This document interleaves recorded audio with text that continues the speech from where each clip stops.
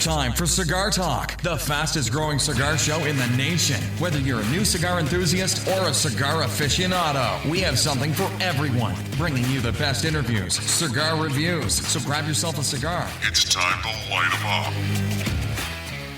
Welcome back, Cigar Talk. I'm your host, Rob Jones. We got Brian Falconer, co-host extraordinaire. I'm back. What's going on, bro? Hey, man. Doing good.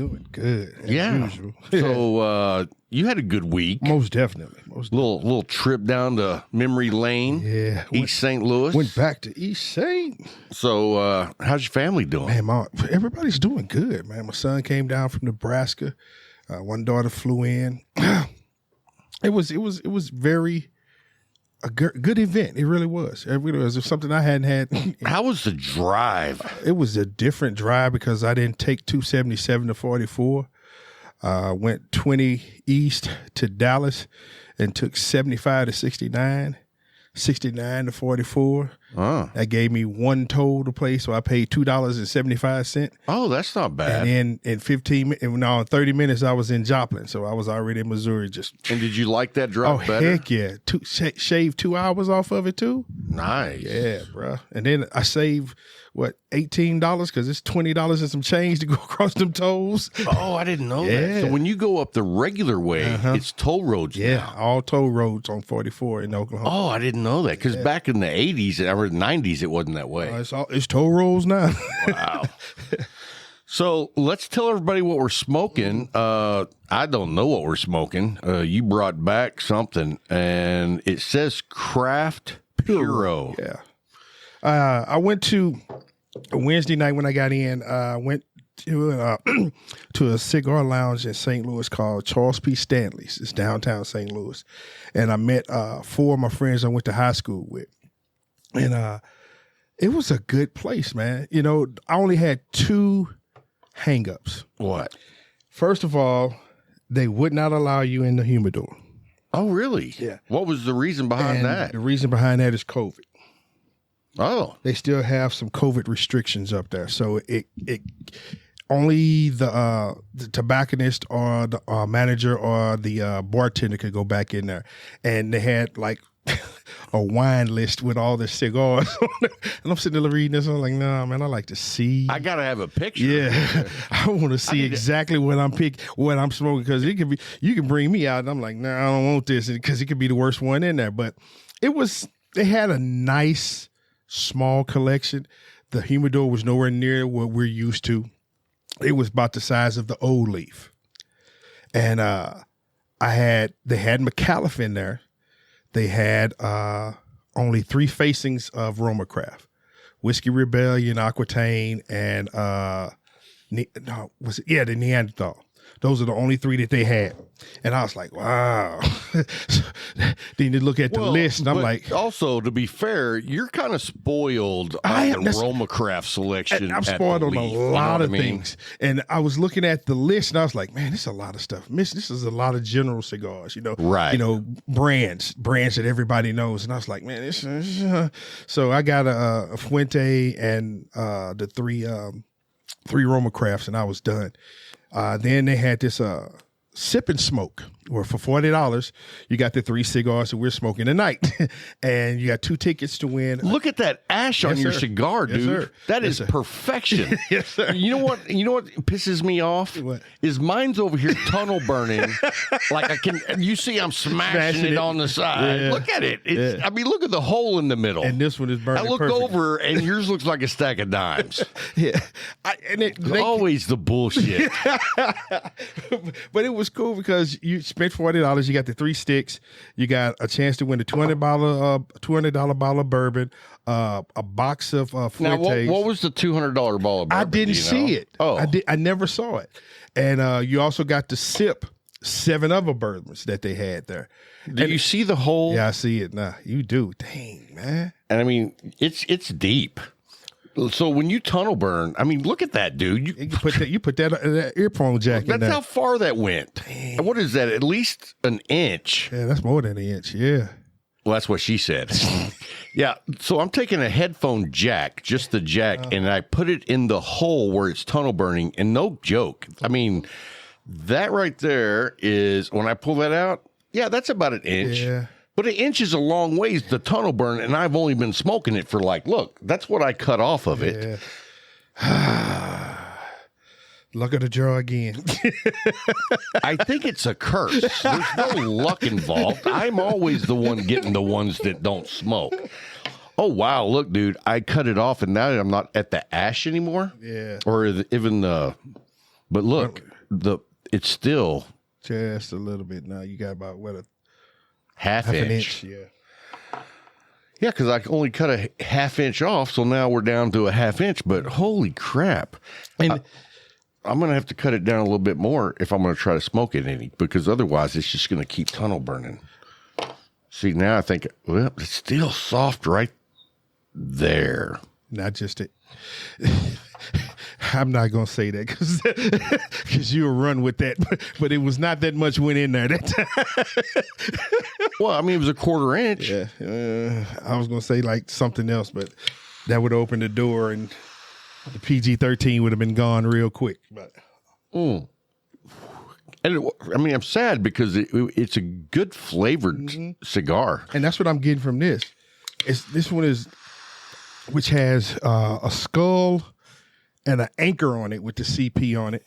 I died out. I'm dying out. Oh, there you go. Okay. My cord got in the way. Yeah, and it's woodsy, a little leather, some white pepper, and everything is good. And I'm still in the first third, but I'm knee deep in the second third now from cutting that I cut off the first third, and so anyway, it's weird because when I started this cigar, it was kind of like a chocolate, like a dark chocolate, Okay. a little semi-sweet, Okay. and smooth. And now that I've cut all the way into the second third, now it's spicy as can be. So you didn't get that point where I didn't get the transition. It just was, here's a little chocolate, here's some boom spice. Oh, and did you see you see what the name of this cigar is? It's called Up Your Ass. You are lying. Take the cigar and shove it up your ass. That's how it works when Rob gets a cigar. This one's still. Dude, look at that ash you got. Guys, I'm promising you, I'm looking over here and I'm like, and you know why one of the reasons I picked the cigar, because I thought both of those felt pretty firm, and I was afraid the draw would be tight. The draw is perfect. I see. And the burn line is freaking amazing. There you go. He's taking a selfie of the photo, and I'm photobombing him with my middle finger. Yes, he is. So people can see what you're talking Yeah, exactly. That's a nice burn. Wow. about. But anyway, you walk into, me, I have the leaf in my mind, and you walk into the lounge, and the first thing you see is a bar. There's a bar right in the middle of the lounge. And everybody sits around it. Then they have a secluded section off to the front that faces Washington Street, which is just the main street that it's on. And there's 2 couches and some chairs, some lounge chairs right there. And their entire back wall is all lockers. So I'm like, okay, so that means that there's no members area in here. Everything is out front. Okay, so I saw that. It was in the beginning before the event. It was, a good. It wasn't really loud. And it wasn't crowded. And but there was a crowd, but it just wasn't loud. But once the event started then more people came in, and it got, some events like we have at the Leaf, it got very loud. And I was like, yeah, there go that noise level now. So let me ask you this, though. When you go in and you sit down and you have a cigar, is it a lounge, a smoke lounge atmosphere, or is it a bar atmosphere? It is more of a bar atmosphere than a smoke lounge atmosphere. Gotcha. And that's what got me, because I was like, this is all about the bar, because the bar was center stage. I mean, did you have people in there that were drinking and not smoking? Yes. Okay. There were some ladies that were drinking and not smoking. Gotcha. Yeah. But they had a good array of bourbons, though. That caught me off guard. I was like, wow. Angel's Envy, Weller's, things that we look for, they had there. And they have Woodford. They did. That's what I got. Double oak. Double oak. Nice. How much was a pour? A pour, because I got a double, was $42. Damn. Yeah, it was $42. You were uptown. I bought like I said, I bought 4 sticks, the $40 for that, the pour, and Oh, you got a pour for that. no, I bought the pour. Oh. The double pour. So that was separate. Yeah. I spent like $126. Okay. So I was like, whew. But, you know, the atmosphere being around, because we all play football together. So that overtook, you know, my Your budget. and my feelings. 'Cause Right. I bought everybody a shot. I was like, man, go ahead. Get it. But it was my boys. I ain't buy everybody a shot. I brought my boys a shot. And we sat there, man. It was an opportunity because, like, I got in around about 5 something, and they started showing up around 6 o'clock, and we didn't leave there till about 1:30, 2 o'clock in the morning. So I had a ball, man. I really Wow. did. You had a good time. I had a good time, but I was scared to death, man. I was downtown St. Louis, baby. I had one in the chamber. I was Were you downtown St. Louis? downtown St. Louis. Okay. 1000 in Cobblestone. Washington. Yes. Cobblestone. Right past the Cobblestone. Yes, sir. Okay. Yes, sir. So you looking like, And I remember going down there partying in the Cobblestone district, and it was awesome. outrageous back then. But at the same time, I don't know what it would be like now. It's still the same. It's just more. Is it still? It's not our type of music or our type of crowd anymore. It's a younger crowd, and you know we'll look at it like, nah, I ain't messing with that. But And how about the safetiness? Was down there, safe? it's cameras every freaking where down there now. That's one thing that blew. If there's not cameras on the buildings on the corners, the police have these portable cameras that they have in every I mean, I was like, good Lord, how many cameras?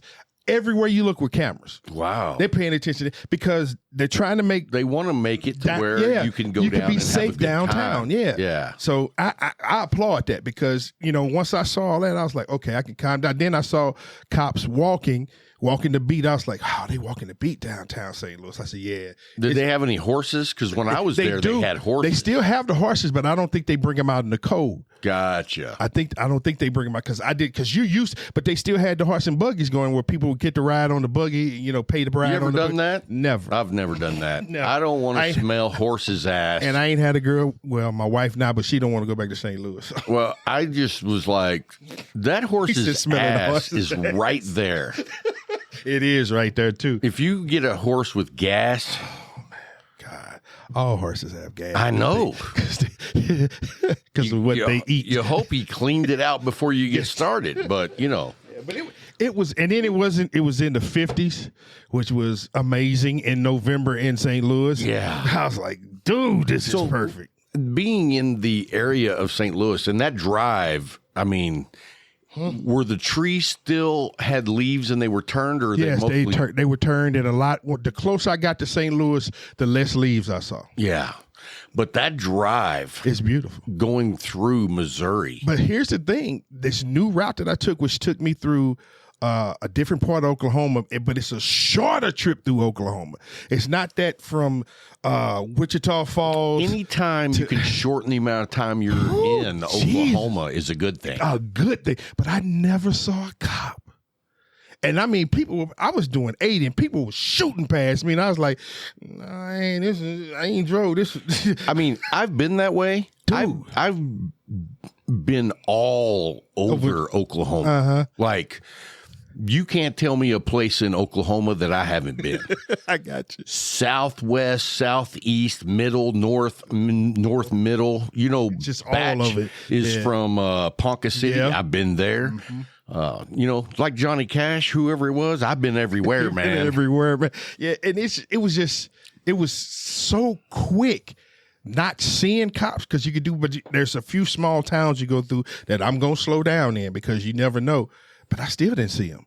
And folks are just shooting past. I'm like, yeah, bless y'all, because I'm not going to do it. I spent a lot of years driving all over Oklahoma. Mm-hmm. And I remember there was cops everywhere. And that's what I was looking for. I remember me and a buddy worked together. And the reason I traveled Oklahoma was because I was a photographer and we did church directories. And so I can believe that in Oklahoma. I was the photographer and my buddy was the sales guy. Okay.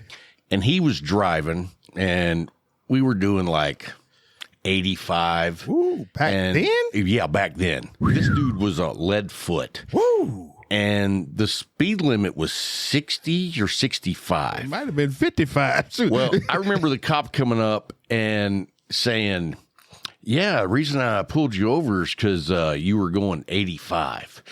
And my buddy Chad, he pulls this one. He goes, oh, I didn't see a speed limit sign. And I said, well, if you would have, it wouldn't have said 85. You said I did, and the cop started laughing. I was like, that's the worst line ever. I didn't see a speed limit. I know we're doing 20 over at least. But if you did see one, it wasn't 85. Right. Yeah, man. But it was a great trip, man. And then Did your wife go with you? no, because She had to work. the youngest, Taurus's youngest, is only a month old. He can't make that trip. Gotcha. Just like my youngest by my ex-wife couldn't come up because Luke is he's 3 weeks now. He just turned 3 weeks. Boom. Yeah, so they couldn't make that trip. And Man, the Falconer machine is just churning out those babies. They getting ready to have one this month. I'm sitting there looking at Becca. She wild. I was like, ooh, that baby whooping. Yeah, she said, yeah. How old is your oldest grandchild? My blood oldest is 1.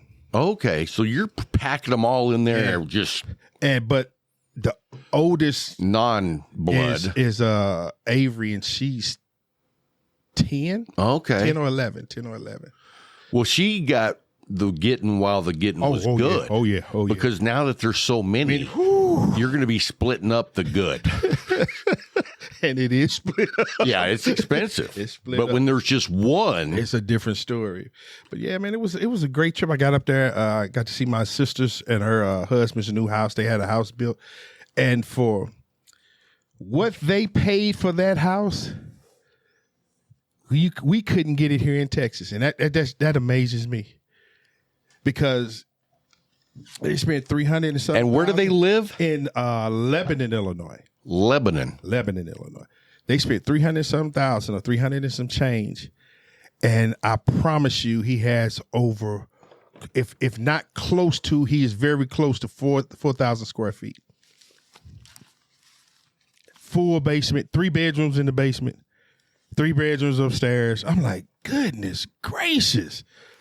And then I looked at, I was like, wow, wow. Now, which kid is that? My baby sister. Your baby And sister. her husband, yeah. And her husband. Wow. Yeah. And how old is your baby sister? She's 43. Okay. 43. Okay, so about 10 years, a little more. 12 years. 12 years, okay, cool. So, my week, since you didn't ask, was all work. Work. Yeah. In fact, I had an employee call me complaining about, he was having to work on Thanksgiving and he would like to, spend some time with his family.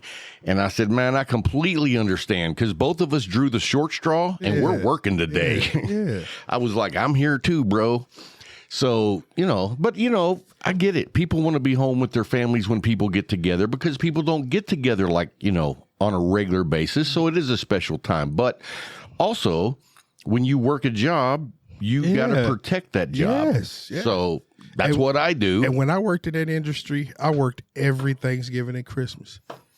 And I had little kids coming up, but it was just like the luck of the draw. I wound up out there working. Right. So, and that's the way it is. Yeah. And, I think for the first 15 years, I worked Christmas. Because I was in that industry 9.5, and I promise you, the entire 9.5, I worked Thanksgiving and Christmas. I had every Thanksgiving and Christmas. Yep, that's the way it goes. Yep. All right, man. So here's my review of the cigar you gave me. Other than the tunneling, right now. Okay. Well, we're going to go without the tunneling and without the clipping half of the cigar off. The last third was pretty good. Okay. I really disappointed I didn't get to smoke all of it, but I'm done. Okay. And so thank you for that. It was something. Yeah. This one, I'm in the second third. I now. see. Look at that And it's ash. still another Still new ash, going, dude. And the flavor has transitioned from that earthy, a little bit of spice to more of a chocolatey right now. A little bit of coffee taste to it. I'm digging this right now. I really wish I would do with the name of them. I even tried to call the lounge, but they didn't answer the phone. I was like, man, what were these things that they gave us that night? But So I'm about to light up Aganorsa Leaf Maduro. okay, Good solid smoke. you know, 100. We walk that walk and talk that talk. Yeah, I've been enjoying these lately. I got something to ask. Why didn't you ask me why I called my grandson Luke? Why? Because he's a Star Wars nut? No, his name, that's the baby. He ain't a nut yet. He's just 3 weeks old, but his name is DeLuca. So I'm like, I ain't calling him DeLuca. DeLuca. I said, Luke. I said, oh.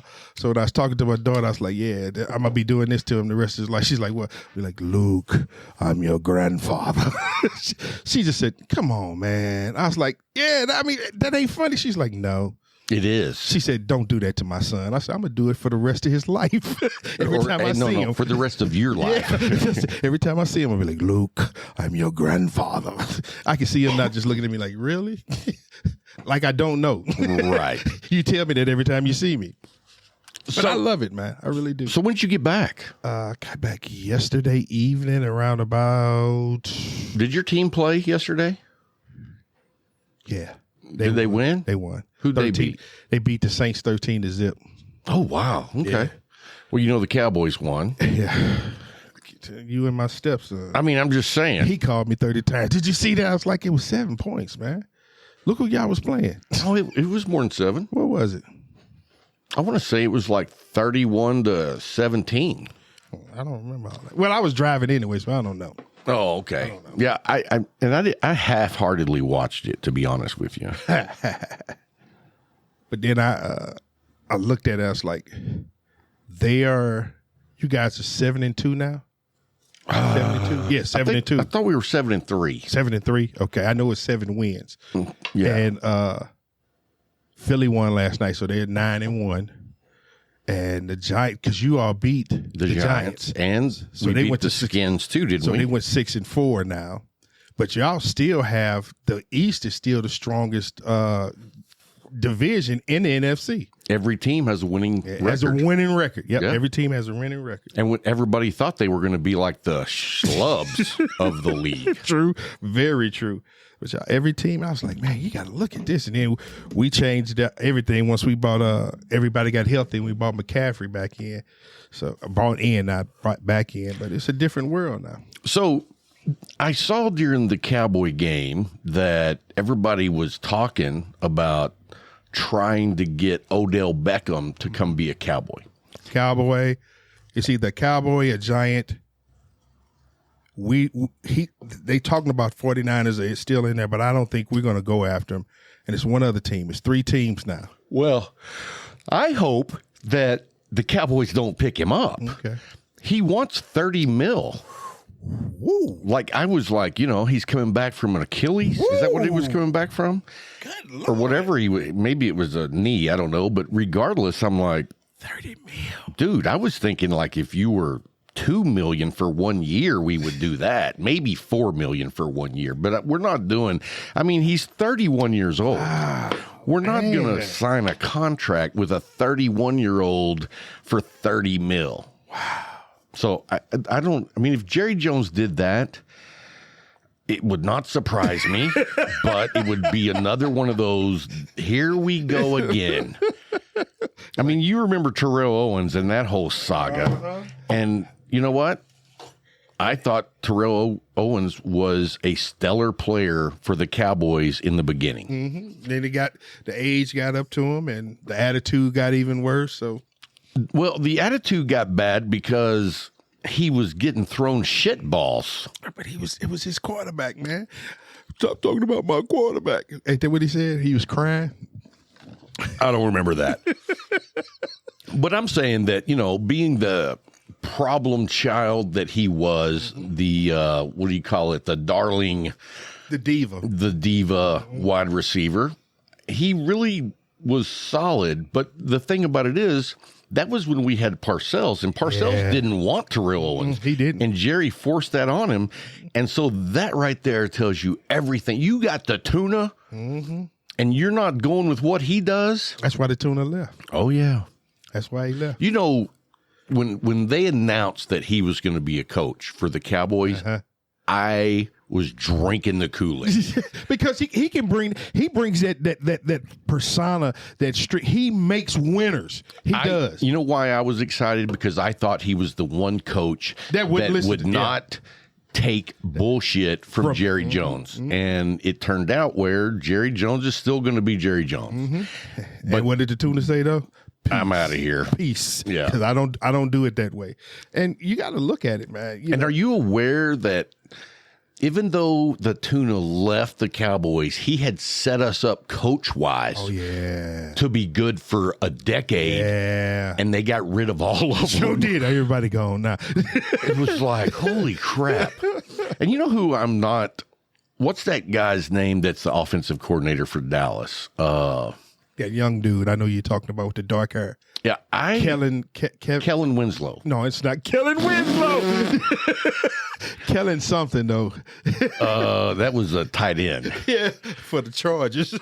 That like chased down old women. That's his son. Oh, that was his son. Oh, there you go. What was his name? Kellen Winslow. Oh, yeah. Kellen Winslow, senior and junior. Wasn't he like tracking old women in his car? In his car. Mm-hmm. He was this close to being a serial killer. That is very true. You know what I mean? That is very true. I mean, when you start tracking people, and the thing about it is, he didn't even have to go there because he was a good tight end too. He was a good player, but you never know what's on people's mind, man. You never know what's on their mind, man. Here he is, your father is a Hall of Fame tight end. He didn't win into the fame. You come up behind and go to the University of Miami, come out a superstar with the Browns. And then you go start hiding in parking lots, stacking off the old women. Come on, bruh.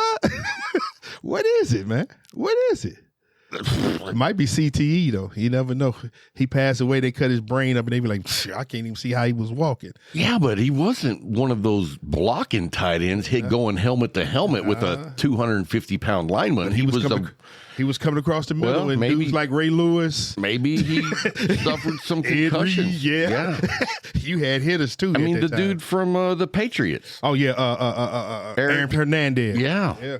And they cut his brain up, and he had CTE badly. But he wasn't a blocking tight end either, because Gronk was more of a blocker than he was.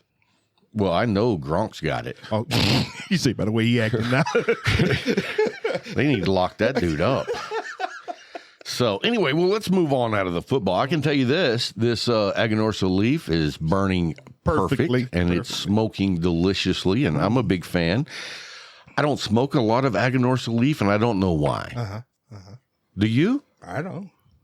I can't tell why you don't smoke some. Do you smoke a lot of Aganorsa leaf, no, you moron? Dude, I smoke a lot of everything. That's what the dude. When I went to the club, he actually said, "Well, what do you smoke?" I was like, "Everything." I was like, "I'll try anything once, and if I like it, I go back to it." I said, and the dude that I do the podcast with, he's talked me into not giving up on something. Later on down the line, tried one more time. He's like, "Oh, okay." You know what we're doing next week? What's that? We're going to both smoke unbanded cigars. We're not going to know what they are. Okay. You bring me mine, I'll bring you yours, and they have to be good. I was just getting ready to say, don't bring me no.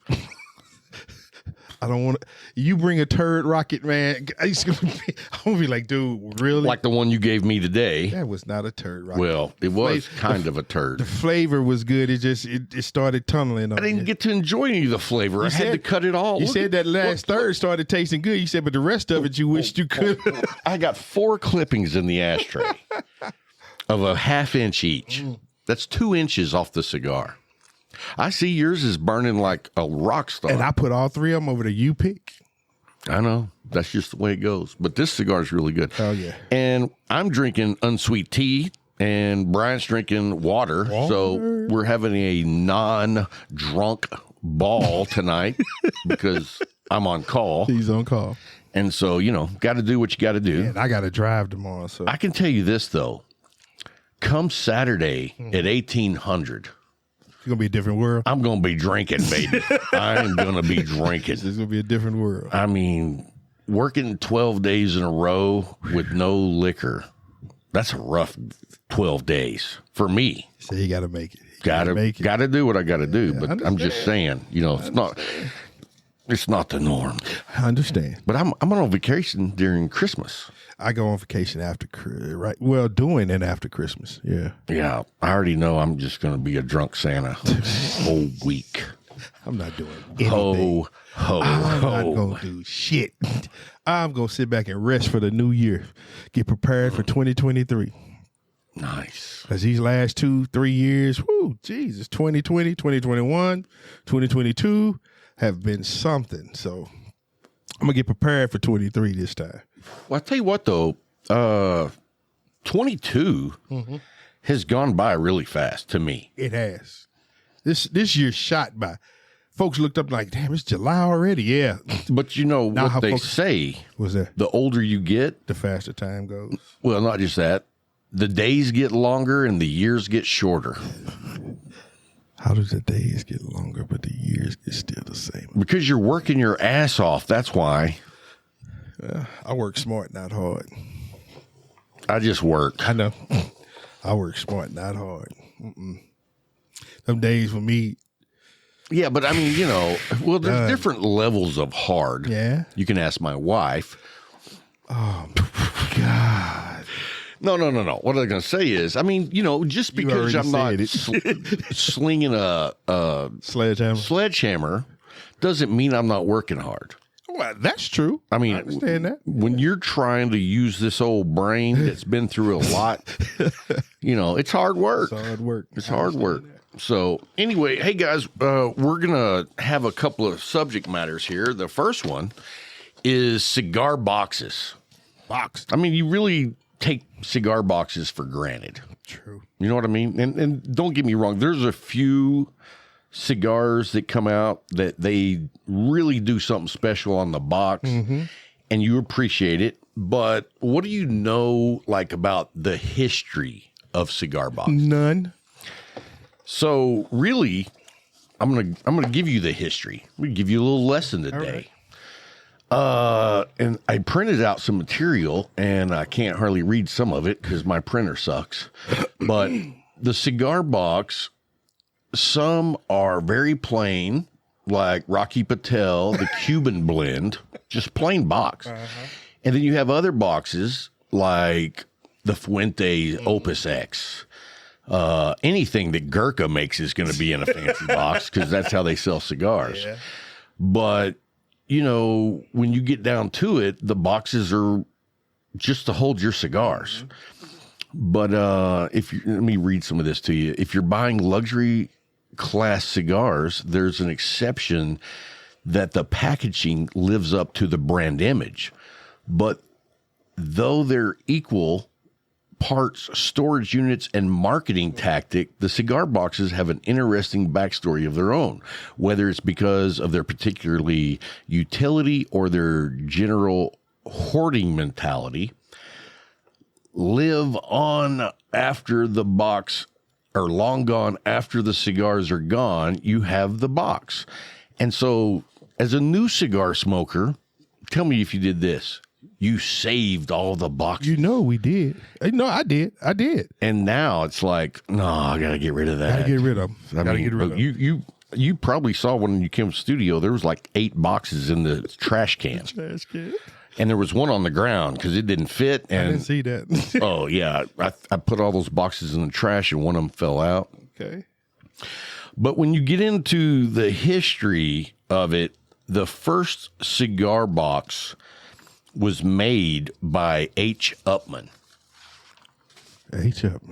Upman was the first. And let me read this to you. With hundreds of cigars being packaged in a single box, because they didn't just do like 20 cigars. A box might have 25, 50, 100, 200. And so that was how they got them. And then consider this. In 1804, the tax on sticks imported from the Caribbean or from Europe was $2.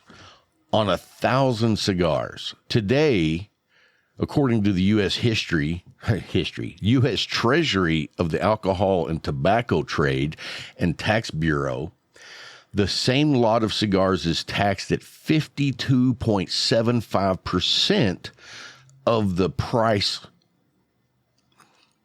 with a cap of $402.60 per 1,000 cigars. I mean, dude, $2 for 1,000 cigars, and today we're paying up to $402 of tax on that 1,000 cigars. That's some taxation. I feel like I don't have any representation. That's past some. Yeah. So now that cigar boxes were, whenever in, what year was it? You know what? I bypassed the whole page. That's why we jumped. But anyway, Upmann started using the boxes. And I don't know if you know this, but the Upmanns were a family of German bankers. Sometime around 1840s, brothers Herman and August Upmann convinced their father it would be a grand idea to open a bank branch in Cuba. Herman, it seems, benefited from the idea. Mm-hmm. Not only was the bank a success from the start, but the Upmann brother was quite the cigar enthusiast. His relocation to Havana was a no-brainer. Shortly after Herman began sending cigars from various Cuban factories back home to Europe, they would be packaged in a cedar box stamped with the bank's name and given as gifts to their most influential clients, as well as for marketing purposes. In just a few short years, Upmann was immersed in cigar exporting. The bank would go on to fail by the 1920s. The cigar venture did too, until it was purchased from bankruptcy. So I didn't even know that. The Upmanns went tits up and had to sell off everything. But because of what they had done in America, cigar boxes were then mandated by American law in 1863. Okay. Before that, you could just send them in whatever, bags, baskets, whatever, newspaper. But Americans were blazing through their smokes at a furious rate in the late 1800s. Oh, yeah, because everybody was smoking. And the number of stateside factories were growing by day. There also wasn't much government regulation regarding manufacturing of cigars at the time. So in an effort to have at least some semblance of rules, the U.S. government decided to lay out a strict guideline set for how cigars were to be made, packaged, and sold. Cigar makers were already selling their goods in smaller boxes, but in 1863, the packaging of cigars in boxes was made mandatory. According to Tony Hyman at Cigar History Info, the already strict rules would again amend in the next 24 months. The contents of the box had to be 25, 50, 100, 250, or 500 cigars. Wow. You know why they did that? Yeah, because they didn't have the vitolas like. Well, they wanted to make it easy on taxes. Yeah, because they knew exactly how many were in there. Boom. And the same weight, So the materials used for box making were regulated as well. Only cigar boxes made of glass and or wood were permitted. Later, tin boxes eventually allowed a few years later, but by 1878, laws had been relaxed to allow for novelty stogie packaging. Since then, creativity and ingenuity have reigned, resulting in boxes made of cardboard, plastic, metals, and aluminum, and brass, ceramics, leather, and a combination thereof. Yep. So, boxes. Cigar boxes make damn good instruments. Yeah, because doesn't Dwayne make instruments out of them? I think he does. Yeah. And I mean, I've seen like bass guitars, electric guitars, and banjos. I mean, they make everything out of them. So here's what they say here. Now that the cigar boxes were legally required, the question arose, what do we do with all of them once they're emptied? Credit our industrious forefathers for upcycling their garbage and making cigar instruments as far back as the Civil War. Wow. Soldiers didn't have anything to make instruments with, and they had all these cigar boxes, and then they started making like fiddles out of them. I've never seen one of those. Me neither. But I can see it though. Oh, yeah. See it being done, yeah. And it says, as the American South was ravaged by deep poverty that lasted long after the Depression, so-called primitive instruments like a cigar box or the cigar box guitar, or it's called CBG, became essential to the development of blues. Artists had the skills to make the music, but not the coin to buy real instruments. Yeah, that's true. So they made their own with found items, and considering how cheap cigars were at the time, couldn't go wrong by using the box. Not at all. And I saw on a forum, and I'll have to double check this, but someone commented that Jimi Hendrix's first guitar was a cigar box guitar. I don't know if that's true, but that's what somebody said. You should Google that while we're looking. And then, primitive they may be, CBGs have had a strong resurgence in the past decade or two and attracted veteran players known more for their six-string work. Ronnie Wood of the Rolling Stones is using one on an album did out in 2016. Paul McCartney played a slide guitar box 4-string for fronting with the Foo Fighters on TV. Billy Gibbons of ZZ Top, Tom Waits, and Ed King from Lynyrd Skynyrd all had cigar box guitars. So, I mean, it's pretty cool that it turned into a thing. You know what I mean? What'd you find? Everybody keeps talking about, nobody's talking about the first one, but they keep saying his first electric guitar was a Super Ozark, which was a gift from his father in 1959. Well, did you Google Jimi Hendrix and cigar guitar? Yeah, and then I went from everything to first guitar, favorite guitar. It's not talking about a cigar box, so I'm wondering where they got that information from. Well, I mean, it was somebody leaving a comment, so that's why I was like, I doubt if that's true. Let me anyway, while you're looking that up some more, we'll dive on in. But Cuban cigar boxes have secret codes. Did you know that? I didn't know that. There's a lot to unpack here in a little space, but I'm going to try to give it the broad strokes. That's what she said. When it comes to Cuban cigars, there's a bit of science in figuring out what some of the stamping and markings mean, both in and on the box. Some will also be helpful in determining the age of the box or its collectability if it's empty. A few good things to look for is up until around the time of Castro, the island's tobacco industry, the stamps on Cuban cigar boxes had some printing in English. After the 1960s, the Cuban stamps were printed in Spanish. In 1985, Francisco Padron, the president of the Habanos SA at the time, instituted an encryption system that allowed factory workers, distributors, and retailers to be able to determine information about the factory where the cigars were made, right down to also the month and year. Within 4 years, made by hand, hecho a mano was replaced by totally handmade. And in Spanish, it's totalmente mano. No, it did not say that. Says something like that. Okay. All right.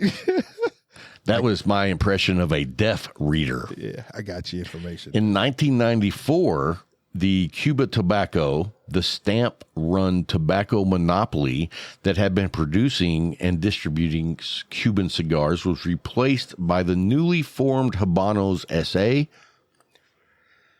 So were the stamps on the boxes, which are now graced with the firm's name. Padron's coding system used a combination of numbers, letters, some of the code ID'd the factory of that specific box, and other digits and letters were useful for internal reasons. Anyway. Yeah, I found your information. Okay, what'd you find? In the premiumguitar.com, it talks about the modern cult of the cigar box guitar. And it states in there, most of us have read this magazine, like to oogle, purchase, and play high-end guitars on both the boutique and mass-produced variety, treating them as precious objects of the art, often missing the satisfaction and discovery of creating music on a simple, inexpensive instrument. While high-end guitars have their place, there's a lot to be said for going deep into something with a raw edge, such as the Delta Blues pioneers did. There's one thing Muddy Waters, Sun House, Buka White, Mississippi Fred McDowell, Jimi Hendrix, and many others had in common. They started playing on homemade cigar box guitars, fashioned with materials they were readily available in their humble circumstances. Yeah, I didn't read that part, but there was one guitar player that took a cigar box, a piece of wood, and four wires off of a screen door. And made a guitar. Right. I'm like, you got four wires off of a screen door. Wow. I need that. No bass. Turn around. But here's the other thing is, cigar boxes, when you get a cigar box, keep it sealed until you're ready to smoke. I learned that. When you have cigars in a box, it's a new box and it has the cellophane on it, leave the cellophane on it. That helps keep the moisture in the box. And it says here that if you keep the cellophane on the box and don't open it, your cigars are going to be good for like a month, as long as you don't put it on the dashboard of your truck. Which somebody will. Yeah. So that's not my fault. But it says, resist any and every urge you have to take the shrink wrap or cellophane off the box. Yes, there's good stuff in there. We know you want to look. You want to get a whiff of it. Don't make that mistake. It says don't. Make sure you keep that box sealed. Yeah. If the box has to live outside of a humidor ecosystem, try to put it somewhere in your house where it's cool, not cold, just cool and damp. Yeah. Try to recreate that humidity that you would be seeing in your humidor. If you have one big enough, try sticking the box in a big Tupperware. And then throw some Bovetta packs in there. And I actually know people who do that. Yeah. Z-Man, I think Z-Man's got tons of boxes, and it's not Tupperware, but it's airtight boxes. So anyway, there's what you know about cigar boxes. Cigar boxes. I mean, I was just thinking about it the other day. I was like, I wonder how long they've been putting them in boxes. Because, back when we were kids, they were made out of cardboard. Yeah. At least all of the cigar boxes that I came across. With that one little nail in the top to hold it closed. I was always fascinated as a kid with those King Edward cigar boxes. That was pretty cool. It was. I just looked at them like, okay, all right. Oh, no, I collected all kinds of stuff. I had my Army Men in some. I had my playing cards in some. I had my jacks and my tops that we would spin, I didn't spin tops. I'm just kidding. I didn't either. I wasn't born in the 40s. I had dice. I was thinking about that. I saw the coolest coffee table I've ever seen. It's a glass top coffee table, and it has wood all the way around, but then the middle is glass. The tabletop actually comes off, and inside there is a dice shooting. So you can shoot like craps table, a real craps table in there. And I was like, how cool and I don't even play craps, but it was and this was probably made back in the 70s. It's old, but I was like, that's badass. That is. I would love to have that. I couldn't have it in my house though, because my wife would lose her mind. It'd be in the garage.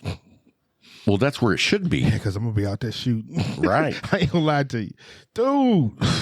You know that's I thought about you when I saw it. You know that's how I supported me and my ex-wife when I got out the Army, man. I was shooting dice and playing cards every day, man. Looking for a job, and I was like, what kind of cards did you play? Deuce and Tunk. Oh, see, if you played those, you could play Texas Hold'em. No, too long. Too long? Too long of a game. Yep. Dude, I'm sitting there. I'm doing so. Nah, I ain't in Texas Hold'em. No. Deuce and Tunk. Give me a couple of sugar cubes with them black dots on it. But I'm gonna here's try to the take thing. every dime you got. You've in your never pocket. played Texas Hold'em. No, I haven't. So you don't know to me, Texas Hold'em is possibly the greatest game that there's ever been. Why? Because it's in Texas. No. It's because of the competition and everything that can happen during each and every hand. Have you ever played Deuce or Tunk? I don't even know what That's is. what I'm saying. So you can't. These are games that people, just like poker, you can get killed playing these games. Those two games right there, you can wind up dead, especially if you winning and talking shit. You winning all my money. Yeah, people have died. It's the same way with craps. I've actually been in a game. Nobody died, but I've been in a game where tempers flared over minute little things. And I was just like, whoa, calm down. And, the worst thing you can tell someone that's uptight is to calm down. Yeah. But one night we were playing Texas Hold'em, and two dudes were in for a lot of money in this one hand. Dude flips his cards over, and he's like, I've got 2 pair. And I was like, no, you got a full house. And the dude he was playing against got pissed that I told that you identified that for him. Yeah. But that's legal. Yeah. Like when you go to Vegas or any casino and you play, if you turn over your hand and say, I got a pair, but you got 3 of them, the dealer's going to be like, nope, you got 3 of a kind. Yeah. And what do you got? Yeah. Uh-huh. There's no, I screwed up and said the wrong thing. I got you. Yeah, and that dude was pissed at me, and I was like, the dude beat you. Yeah. That's the bottom line, just because he misspoke. He didn't know he beat me until you said something. No, Well, it's right there. We all know he beat you. Right. Even if he was wrong, he still beat you. Still So beat you. that's yeah. the way that goes. Yeah, I can see that. But it's just it's I guess it's the environment. Where I'm from, people don't play. Well, back then they didn't play a lot of poker. Now poker, Texas Hold'em is a big strong game now. It's everywhere now. It is everywhere. It really, really rocketed back whenever they had the World Series of Poker and Chris Moneymaker won. Like an amateur. I heard that name. He was an amateur? He was an amateur. Wow. And I don't know if you know, but the World Series of Poker is like, I don't know what it started out as, but I mean, when you go play in it, first of all, it costs $10,000 to enter. Yeah. And there's like over 1,000 players. So for an amateur to make it all the way to number 1, I mean, first of all, you had to get lucky because there's always going to be, you caught a card when you needed it. Yeah, you know what I mean? Yeah. And I mean, even if you calculate what your odds are catching it is still a little bit of luck. Yeah. And anyway, he won. But when that happened, everybody was like, an amateur won. I could do that. I can do that, yeah. And so then the masses joined in. Because I can tell you, it's large. It's large to the fact that going back home now, you could see things where they were advertising Texas Hold'em tournaments and stuff. And I was like, damn, when I was coming up in the 90s, man, you know what? We need to have a Texas Hold'em tournament at the Leaf. I'll watch. I'll watch. Do you know how to deal? Oh yeah, I know how to deal. Oh, I know how to deal. You could deal. You could be the dealer. I can deal my ass. All right, sweet. Yeah. Can you shuffle? I can shuffle. That's dealing. Can you like? All right, slide them out, I am a horrible dealer. I'm not a 'em with horrible one dealer, hand. but I can't shuffle cards and do all the little things. My mother could Yep, slide them across, flip them back. and I was cut 'em always with like, one hand, how put do it you back. do that? And she's Just like, fingers. I don't know. Yeah, and I used to be able to flip a quarter between my fingers, but now they're a little bit more fat. Really? They're fatter and pudgier now. So Those aren't fingers. Those are sausage links. for real. I can't do it now, but I used to be able to just flip it down and flip it back up, flip it down and flip it back up. A quarter? Yeah, a quarter. I was amazed. I wanted to play a piano, but my fingers weren't long enough. So I had the dexterity, but they weren't long enough. I wanted to play an instrument, and I was What instrument was that? Well, it didn't matter because you just any my instrument. brain was dumb when it comes to music. That's why when I was in a band, I was the singer. Okay. You know what I mean? Because I couldn't play shit. Not even the Like tambourine. I picked up the guitar, I tried the bass, and I had people trying to show me, and my fingers don't work like that. that, gotcha. Like if these fingers are on my left hand are trying to do something, then this hand is frozen. And if this hand is doing something, then this hand is frozen. Yeah. Can't put them. And the drums, Oh, I love the drums, man. dude. No, this hand's moving, this hand stops. And then you got to use your foot. Oh yeah, I didn't ever even try But see, that. you could do it because you could drive a stick. Can't do It's it. the same thing. All four appendages at one time. Didn't work. You rode a motorcycle, all four appendages at one time. Didn't work. So it just couldn't translate into the music realm. I couldn't even play just the trap drum. Wow. The snare. Wow. Like this is the movement that I can do. He's saying that's just it. I mean, what is this? 1 2 1 2 1 2. See, it's 4 beat. Yeah. You way off. long as that works.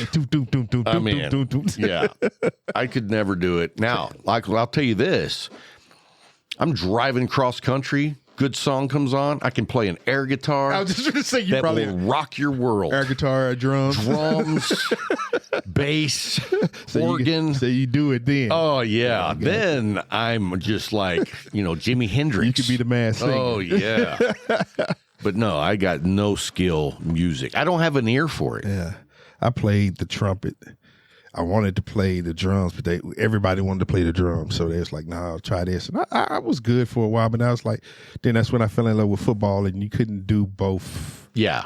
where I was from. So Oh, our high school won the state championship Saturday too, nice. 57-7. Wow. Damn. I mean, dude, you should see their offensive line. Were they like that one kid we saw? They got a professional offensive line. Two dudes are going to, one's going to Alabama, one is going to A&M, one's going to Texas, somebody's going to like Arizona somewhere. All 5 of them linemen are going D1. None of them are going to go play for Deion Sanders? No. And here's the thing, which I wish they would. The game before the state game to get to state, the running back ran for 348 yards.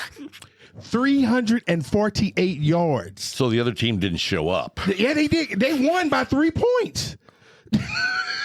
By 3 points with him running for 348 yards. So what was the passing stats like? Passing stats were outrageous too. Wow. It was crazy. It was all off. People say it was all offense. No, it really wasn't. You just had 2 superstar teams that were out there, and you had to bring your AAA game. And this is 6A. And let me guess, it was tight in the first half, Yep. and in the second half, it opened up. Open totally up. That is a normal situation when you have 2 powerhouses Yes. come together because the defense gets tired. You're tired of being out there and running. And once the defense gets tired, the what do you call it? The advantage goes to the offense. Yeah, and then it comes down to who had the ball last. And if you have that sizable line, I mean, These boys are huge. in the second half, your defensive line is worn out. Can't do anything with them. Can't do anything with them. But I looked at the score, and 2 years ago, that team beat Eastside in the state championship.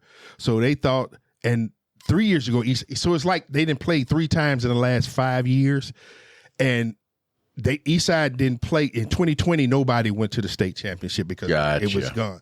But they thought that they were going to have a chance with them this time. 57-7. They scored first. Eastside came down and scored. It took them 3 plays to score, and then they went to kick the field goal. High snap. The holder was the quarterback. He got the ball, looked up, and there is 6'5" tight end was standing in the end zone by itself. Wow. So it went up 8-7, and from then on, it was just score. I was like, good Lord. And I wanted to go to that game. I wanted to go to that game. Where do they play at? At the University of Illinois in Champaign. So we're going to switch gears here. Let's talk about Tabanero. Like I talked to Yanko today, and they make their own boxes. Yes, and I told Stanley's about Tabanero. Awesome. I said, you got to get these sticks. He's like, what do you mean? I said, dude, the sun grown, you a sellout. And I was smoking a Nero today, the Maduro. Yeah. Great stick. But what I found interesting was I had already decided that we were doing the show on cigar boxes. Uh-huh. And out of nowhere, he sends me a picture of one of his boxes. But, they do laser cutting and make their own boxes. Okay. And then, but they, the cedar inserts. Mm-hmm. He takes on all the inserts, and I'm sure it's long, pieces of wood, and runs them through a router to curve that top edge. And I was like, you do that on all the boxes? And he was like, yep. So I was like, how cool is it? This boutique cigar brand, that type of quality, is doing their cigars. They test draw their cigars. They make their own boxes. And so anyway, I'm working on something special with Tabanero, and I can't say what we're doing yet, but it's going to be cool. Gotcha. It's going to be real cool. Gotcha. I'll tell you after the show. Gotcha. But it's not done yet, so I can't say. Yes, sir. Anyway, check out the show note link for Tabanero and go by and order yourself a sampler, order yourself some sun-grown, some Neros. And I was talking to my cousin last week or so, and he had to buy a humidor, and he bought one from Case Elliott. In fact, he bought the Octador just like mine. Oh, man. But I was asking him, I was like, so what are you smoking? Because, I don't know what he smokes. Okay. And he said, actually, I've been smoking a lot of Tabanero. And then he listed off a few other ones. Mm-hmm. And I was like, so what are you smoking on the Tabanero? And he said, the sweet tips. Now, did you even know that they make sweet tips? No, I didn't. So they make a mild plus or a medium minus that is basically like the sun-grown or a Connecticut, but it's got a sweet tip on the tip. I did not know that. And I was asking Yanko about it, and he was like, we make those because it's quality tobacco, just like all of our other cigars. But there's a lot of new cigar smokers that you don't want to blow them out of the water. And so he said that they've been a huge success. So if you're into a mild plus or a medium minus, check those out. And so, you know what? Man, I was even thinking I might have to give that a try just to see. Just to see. And a sweet tip. Now, did you see I left you a cigar on the table? Yes. Oh, no, I put it over there. Oh, that's yours. Okay, that's one of those sweet tips from Harry and the Hendersons. I'm joking. Dude, that's a Yeti. That's from Geronio, I think. Okay. I don't know who that's from. I think it's from Espinosa. Espinosa, that's right. Okay, Espinosa. But anyway. Yep, Espinosa. But when I was reading the details on Yanko's, they're called Sweet Lips, but... Oh, they call Sweet Lips for real? Yeah. Okay. I think so. And, here we go. But he said that it starts off like a mild sweetness, but then after you start smoking it, it kind of dissipates and just goes away. The sweetness. Right. Okay. So that's kind of an interesting thing where it doesn't just... stay throughout the entire stick. Kill you with sweetness. Yeah. You know what I mean? And who doesn't like Sweet Lips? I'm not going. Sweet lips. Sweet lips. I was gonna say, when was it on MASH? But it was Hot Lips on MASH. That was Hot Lips. Yeah. Wasn't done. it Hot? Who was Houlihan? Was that Her. Hot Lips Houlihan? Yeah, there you go. She liked a man with a slow hand. I'm done with you. Sorry. I'm done. Anyway, check out the link in the show notes for Tabanero. Check them out. I'm telling you right now, I'm smoking them by the dozen. And then let's talk about the Leaf for a moment. I mean, the Leaf is the home away from home. Yes. I mean, if they let me put a cot in there, I would just stay there on some occasions. Some occasions. You look up and he's still here? Yeah. Especially on vacation. Hey. Dude. And I mean, you know how often I show up in my pajamas. I needed a ride to pick up my car from the shop. Rob shows up. Pajama pants, flip-flops. And this it wasn't Oscar, and this Grover, what was his name? Grover, the cookie monster colored hoodie that looked like A Muppet. you know, it looked like ape fur. It was just everywhere. And I'm looking at him like, are you warm? I got another one. I got a brown one too. Oh my! That one's Fozzie the Bear. He turned into Jim Henson's Dude, Muppets. Bruh. they are warm. I'm just looking at you like, really? I'm like, he came out in public in this shit. But he was comfortable. That's all I can say. He was comfortable. He was like, I don't care. Shoot. Who cares? I'm like, man, look at Rob. Yeah, you know, I went to the Leaf wearing that get up, and somebody, I think it was Brian, was like, Who, Wilcox? yeah, Wilcox was like, you just go anywhere dressed like that? And I was like, yeah, I'm off. Yeah, he does. And I also, I call it the kangaroo pocket. You know, you got that little pocket in front. Yeah. I call that the kangaroo pocket. Okay. I pull out a bottle of bourbon and I'm like, yeah, we're fixing to get it on. Something else. So man. anyway, Something else. check out the Leaf. There's a phone number in the show notes. They got everything you could possibly look for. They got pipe tobacco. They got pipes. They got cigar accessories, ashtrays, lighters, whatever you need. They got a humidor. Beard oil. Dude, we talked about that last week on the show. Man, you can get everything for a man Dude, let at me the tell you Leaf. something. I now have it's a solid beard balm. You do? From there? Yeah. Smells good, but you just put a little bit on your fingertips and just rub it in. Uh-huh. And you know, rub it in, rub it in. Sometimes you do look like, what was his name? Grizzly Adams. Grizzly Adams. That's the look I'm going for. Grizzly Adams. You're knocking it out the park, Thank bro. you. Thank You're knocking you. it out the park. That's what my wife said. She's like, I don't know about this new look you're going around with. And I was like, what's wrong with it? She's like, it's unruly. It's and I was like, unruly. perfect. That's what you was looking for. That's the look I'm going for, is unruly. Wow. But I did tell my wife I would get a haircut before we leave to go to Christmas to my mother-in-law's. I don't know if I'll come through on that promise, but I did make that promise. Wow. You know what? And I usually I always, take care of my promises, but this one, You don't know. I don't know yet. Yeah, I got What do you say? The jury's still out. Still out. Got you. So anyway, call up the Leaf during the show notes. Hey, we're going to take a quick little break, and we're going to come back with the McAuliffe Minute.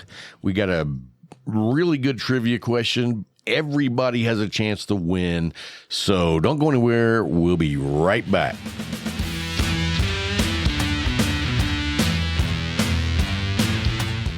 Hey guys, thanks for hanging through the break, and we are back. And before we dive into it, Back. I want to talk a minute about Case Elegance. It's the holiday season. It's time to get a humidor for yourself Yes.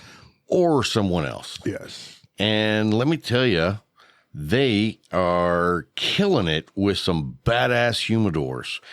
I just saw, were you in on the message I sent out about the leather bags? No. You know my leather bag? Yeah.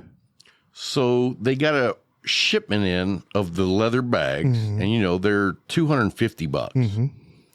Well, the zipper on the inside pocket is not working as intended. So they're selling all of them for $99. And seems like I have another leather bag. And if you buy anything from Case Elegance, you can use our new code. Okay. Our new code, which will be in the show notes. It's CT Smoke. CT Smoke. Yeah, cigar talk. Smoke. Right. Okay. So CT Smoke will get you 10% off, get you a challenge coin, and they sell everything that I want. Humidors, cutters, lighters, man bags. I love myself a good man bag. Yes, sir. Yes, sir. Yes, sir. And it's a bad bag, too. I like it. Dude. I like it. You know what? I hope they're not listening. But I bought 2 of them. when I saw $99 and how much I love mine, I bought one for each of my brothers. Okay. I was like, take care of them. I got you. Dude. Nice little Christmas gift. Boom. Handed. Welcome to the Rob Jones Christmas. I ain't no Scrooge. I understand, sir. I understand. But for, $99. Can't beat it. You can't beat it. To give someone a bag that quality. Looks good. And I mean, dude, you know what? My bag, that zipper has been open. I don't close the zipper. You say I never closed. I didn't know it was a problem. I was like, I don't even think it needs a zipper. Oh man, that is smooth. That is $99. Yeah, I'm getting me another leather bag. Dude, if you haven't seen that bag, look in the show notes and go to Case Elegance and look under the what's it called? The buckshot? Yes, the buckshot. And that bag is, and I'm going to tell you right now, they may sell out before this show even comes out. Yeah, especially dropping the price down to $99. I mean, dude, in our Discord, Noli from Case Elegance is in our Discord, and she came out and said, hey, just in case anybody's wondering, those leather bags are now $99 because there was a zipper issue on the inside pocket. And I was like, blessing. Do you have a link? Blessing. I went and bought 2. I figure I'm gonna whenever my brothers open those up, I'm gonna be like, man, I hope you got me something good, and not a turd rocket. Because I have a feeling their gift will not be as good. I like being the better gift giver. We know. You know what I mean? You love rubbing everything. I don't know. I like taking care of people and rubbing it in. I know. That's what I'm saying. You can preface it any way you want to. We know what the end means. It's like, you got me a cassette tape? You'll be all right, bro. I'll be good. I'll be good. And I really don't care if I get anything. Yeah, we know. I'm always, well, you know That's what? my mindset. You know what the best thing anyone can buy me is? What do you think? Either cigars or leave me alone. Both of those are wrong. What? Buy me some good bourbon. I always got cigars. Okay. I don't need you to buy me cigars, especially if you don't know what you're doing. True. You know what I mean? True. But it's easy to get me a good bottle of bourbon. I love that my wife, before she buys me cigars, she talks to Jay first. Yeah, that's great. But I'm talking like my brothers. They're not going to do it. They're not going to talk to anybody. They can walk in and be like, "Oh, look at that shiny one! It's acid." Back when Rob was in high school, he loved acid.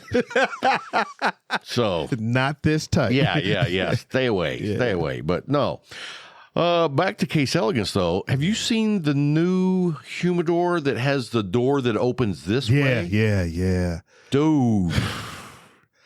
I'm at that point. I got too many humidors. I know. I'm just like, I can't explain to her another humidor coming to the house. I want to get the new one with the door. Oh, yeah. And then I'm going to give my Octador away. To somebody. I got you. Yeah. That could be a good choice, too. You know what I mean? Yeah, I'm okay. And you know what? It's confession time. So, when we did Spin the Wheel? Yeah. And Adam won? Yeah. And what did he win? A humidor. Yeah. And so, when was that? Months ago. So, it hasn't made it to the shipping place yet. Oh, my God. I know. So, I told him, I said, you know what? I'm sorry. I'm going to mail it out this week. That's this week coming. And so, anyway, I'm going to put some cigars in there for him to make up for my stupidity. And his patience. To award his patience. Yes. And so, I thought you might want to donate a couple of sticks. I would have got it to the post office. I know, but it didn't happen. And so I just thought maybe you'd want to be nice. I would have got it to the post office. You know what? Here's the thing. You know, Zeka sent me a message and said, get the dimensions and the weight, leave it on your porch, and it will be gone tomorrow. Yep. I was like, well, now I'm putting cigars in there too. Oh, man. Glad to hear from you. Zeka said something, man. Oh, Zeka. You know what? Dude. Zeka gave me the best advice that I've gotten in a long time. What's that? He said, here's the thing. Quit doing all that you do extra because you don't have time for that.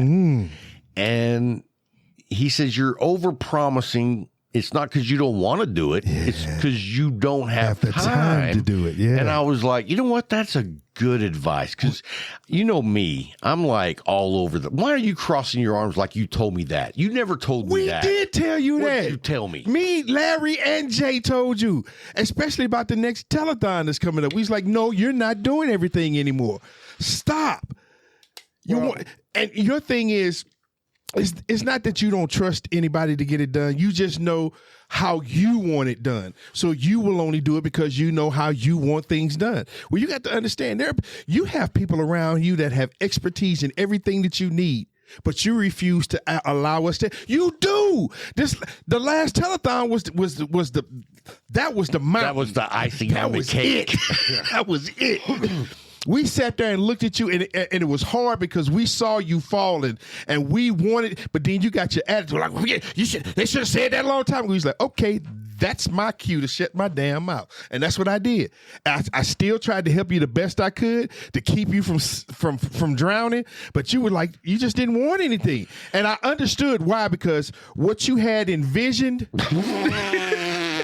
did not happen at all, and that just blew you out the water because you was like, it was perfect, yeah, but you need to use those that are around you. I had a vision, and it did not pan out the way I thought, and that's usually the way things go for me. I plan and I plan and I plan, and when it's something I've never done before, you know, I think I know how it's going to go, and then when I show up, it doesn't go that way at all, and sometimes that stresses me out a little bit. And it did that day. That really day, I was full tilt. Like when you see poker players go full tilt, I was tilted. You were. And I was just sitting there looking like, man, I want to help him, but dude, there was no way. There was no way to help me that day. And I know me. You, if people snap at me, I get, you know, that anger comes out, and I'm like, me and him too damn cool for that. And I understand where he is right now.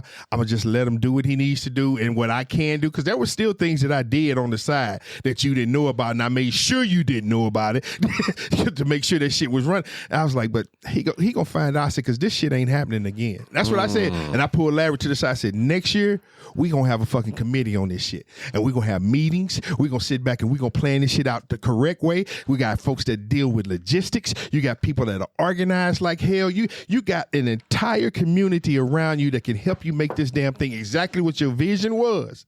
And you're going to use us next year, whether you want to or freaking not. It's going to happen. All right. I'm done. I'm off the soapbox. Thank you. Ooh. Man. Yes, sir. All right. So anyway, Adam, shipping it out this week, guaranteed. Guaranteed next week at this time, I'll be saying, Adam got it, and he was happy. Gotcha. And I'm shipping him a Case Elegance humidor. Yes, a nice one. The leather one. Yes, that's what I'm saying, the nice one. So anyway, check out Case Elegance in the show notes and use the code CT Smoke. CT Smoke.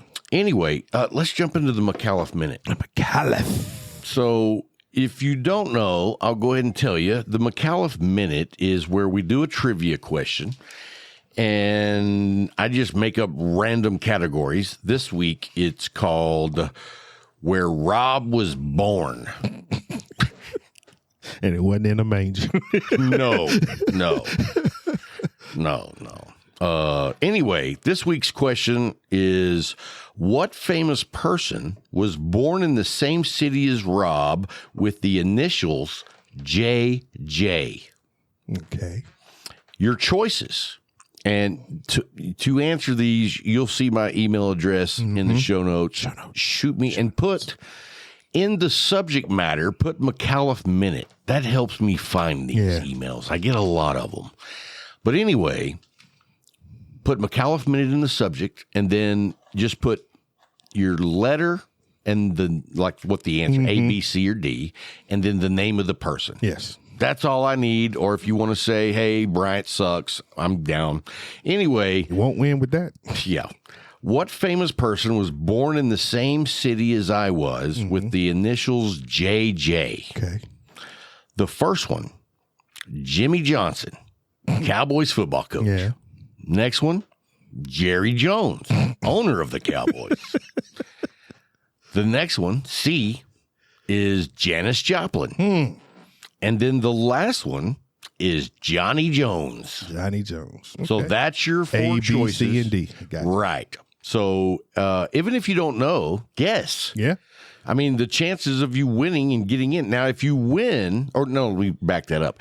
If you answer the question correctly, everybody who answers correctly, the name will go into like a drawing, and then we select one. But everybody who answers correctly will be in the drawing at the end of the year for the NFT that McAuliffe is going to make. That's got you. And so you're not going to want to miss that. No, sir. No, sir.